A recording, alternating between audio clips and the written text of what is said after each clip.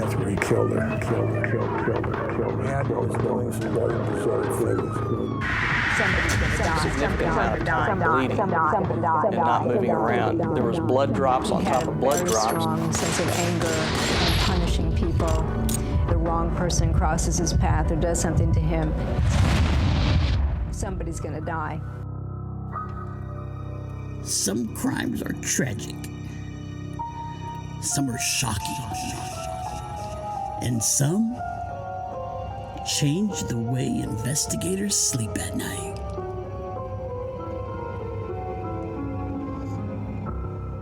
Tonight, we're examining 4 of the most disturbing cases ever featured on Forensic Files. Not because they were the bloodiest, but because of what they revealed about human behavior, control, deception, and the terrifying power of forensic science to uncover what killers believed was gone forever.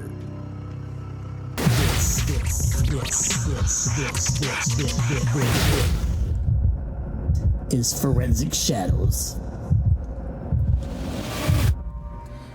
In 1986, 6-year-old Michelle Dorr vanished in Bethesda, Maryland. May 31st, 1986, Memorial Day weekend. Her mother and father were going through a bitter divorce, and there was some child custody issues. She had been to her father's house quite a few times before and had a little friend there her age. Her name was Elizabeth Clark, and she lived 2 doors down. Michelle and I were going to be together for the weekend. I think the temperature went up over 90 degrees, as I recall. I'd pulled a plastic swimming pool out from behind the garage and was filling that with water. And I let her play in the pool for a while. He let her in the backyard, as a father would, and his attention was diverted to this race, the Indianapolis 500. She had grown bored in her pool by herself, so her playmate, Elizabeth Clark, 2 doors up, she went up there looking for her. Haddon Clark lured her in by telling her that Elizabeth was upstairs in her bedroom. That's when he went up there, and that's where he killed her. He took her downstairs after that, and he told me he drained her blood into the basement drain, put her in a garbage bag, and from there he went to work. Her body was later found in a wooded area. The brutality stunned investigators. It wasn't until years later that Haddon Clark confessed to the murders. Clark was strange, withdrawn, known to cross-dress, fired from jobs for erratic behavior. Haddon was doing some very bizarre things. He was scaring the neighborhood kids. I think he butchered a rabbit in front of one of them. There was a noteworthy incident when he was riding his bicycle with his brother, and something had gone wrong, and the brother had fallen off his bicycle and been hurt fairly seriously, and Haddon had gone back to his parents' house and reported his brother was hurt, but it's fine. The bike is intact. When investigators searched his home, they found something deeply unsettling. Hidden inside a hollow tree, a child's skull. Clark had kept it, not as a trophy of pride, but as something more disturbing, as an object of emotional attachment. Clark also claimed to have cannibalized parts of her flesh before burying her. Cannibalism is best understood in a case like this as another aspect of his sexual arousal pattern. They do that because killing alone is not psychosexually sufficient. They have to go beyond the killing and engage in cannibalism. This is arousing to them. Psychological experts later described Clark as living in a dissociative fantasy world. He believed he was protecting children by killing them. Forensic evidence, fiber analysis, trace soil, and circumstantial reconstruction placed him at multiple crime scenes. The disturbing element wasn't just the murder. It was the childlike emotional regression, the warped nurturing instinct, the blending of innocence and brutality.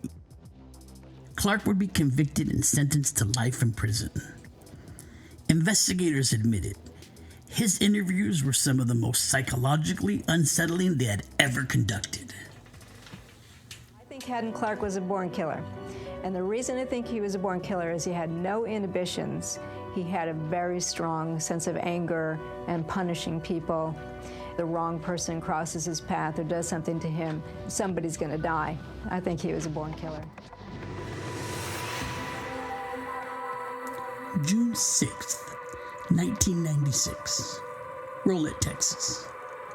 Two young boys were stabbed to death in their home. Their mother, Darla Routier, claimed an intruder had attacked them.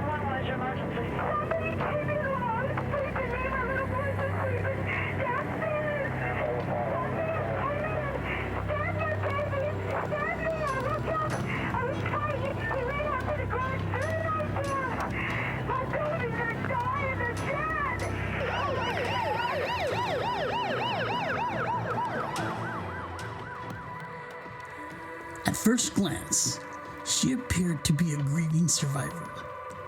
Bruises, cuts, a slashed throat that almost killed her. Darren said, I can see why somebody came in, good looking blonde, 38 double Ds. Frost thought that was a little strange too, considering he had just lost both of his sons. And I don't believe at that time he knew for a fact if Darlie was going to live or not. But forensic evidence began telling a different story. Numerous people, to include myself, examined that floor to try and find evidence of a knife drop, either even pointed straight down or falling on its handle or falling on its side or whatever. And we were unable to find anything that would be consistent with that. Blood spatter patterns didn't align with her account. The angle of projected blood suggested she was standing, not struggling. The blood evidence in front of the sink indicated to us that someone had stand there in front of the sink for a significant amount of time bleeding and not moving around. There was blood drops on top of blood drops. But what disturbed the public the most was the cemetery video. Days after the murders, a news crew filmed Darlie spraying silly string over her son's graves, smiling, laughing. The footage aired nationally. Happy birthday, dear Devin. If you knew Devin and Damon, you would know that they're up in heaven, and they're up there having the biggest birthday party that we could ever imagine. And they wouldn't want us to be down here being sad, even though our hearts are breaking. I know that Devin and Damon would want us to be happy. Many saw it as proof of guilt. Others argued it was shock, disassociation, grief expressed abnormally. I was just sickened by what I saw because it had only been a week since these boys' deaths, and yet we've got a full-blown birthday party out there at the gravesite. And it really struck me as more than curious. Forensic science played a crucial role. She was convicted and remains on death row. What makes this case disturbing isn't just the possibility of maternal murder, it's the ambiguity. Some still believe she's innocent, and that lingering doubt is what keeps the case alive in public consciousness. Texas is a pretty conservative state, and I want everybody to know that you can't go out and kill our children and expect to live. I think that Darlie got exactly what she deserved in this case. We probably gave her more justice than she deserved in this case. If you look at the barbaric acts that brought her to that courtroom, we did all that the system allowed us to do to her. But she richly deserves to be on death row, and she richly deserves to be executed one day.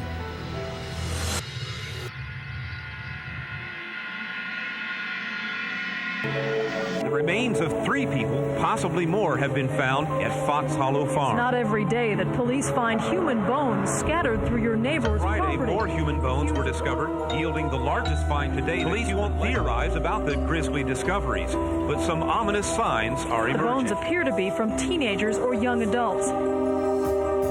In Indiana, a successful businessman named Herb Baumeister lived what appeared to be a normal suburban life.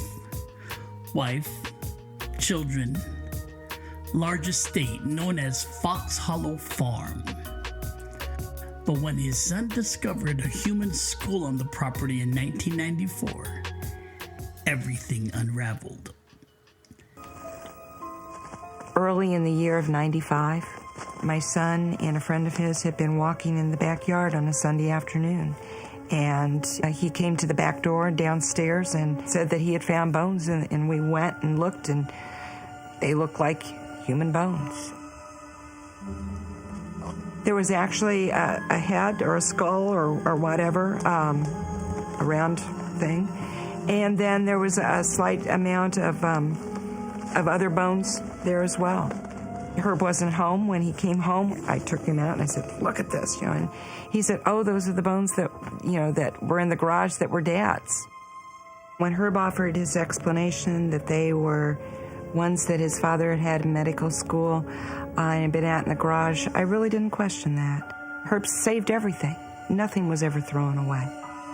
That's where he said they came from. He would clean them up. The next time I went out there, within a week, they were gone. He told me that he was familiar with death. He never confessed to murder. He called them accidents, mishaps, bad nights.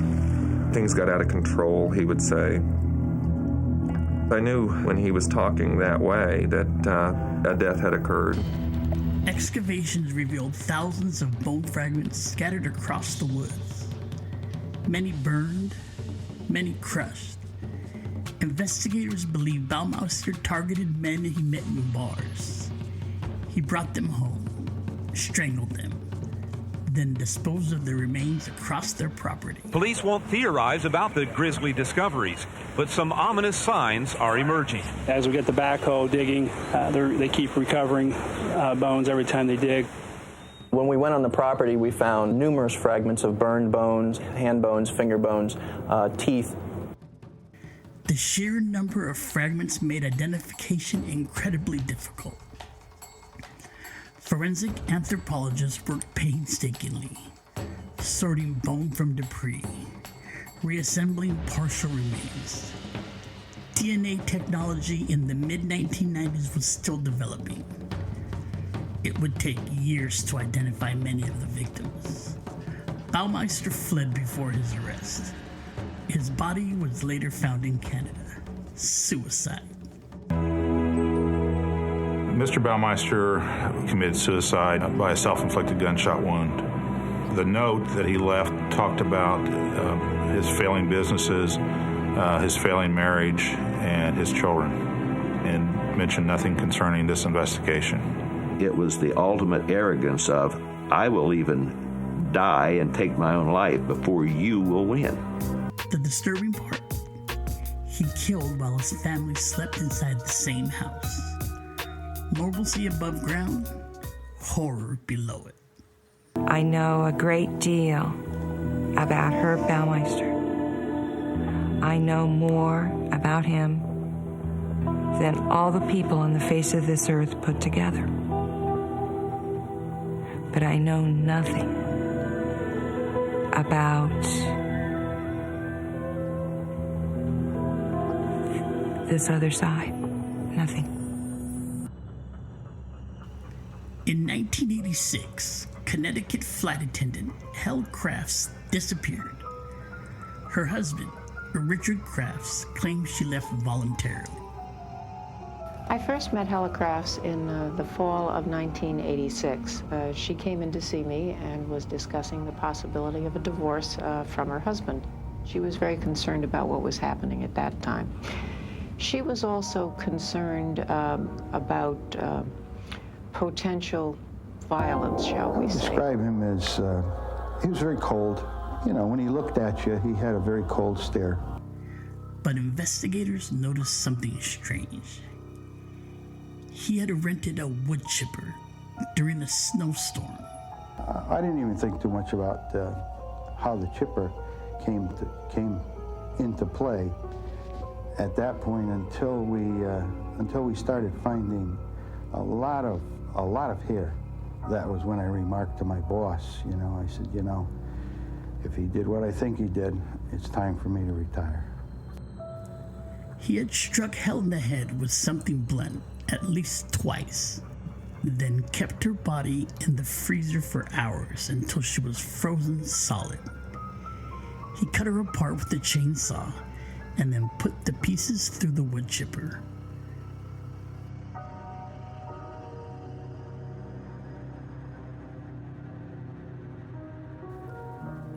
Richard Crafts was handed down a guilty verdict on November 21st, 1989. He was sentenced to serve 50 years in prison.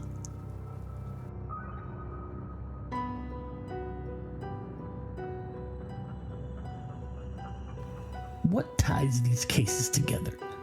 Not motive, not method, but illusion. Each killer believed they could control perception, control narrative, control reality. But forensic science disrupts the illusion. It speaks in fibers, in blood droplets, in bone fragments, in the silent geometry of violence, and sometimes in the smallest trace left behind in melting snow. The most disturbing crimes are not always the loudest. They are the quiet ones. The ones hiding behind suburban smiles, behind church attendance, behind successful careers. But those are the ones that force us to ask, how well do we truly know the people around us? These were 4 of the most haunting cases ever examined on Forensic Files, but there are many more. And in the world of forensic investigation, every case leaves a trace, even when the killer believes there will be nothing left.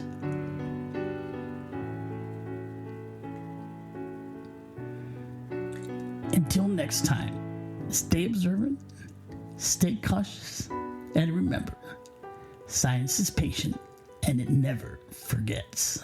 This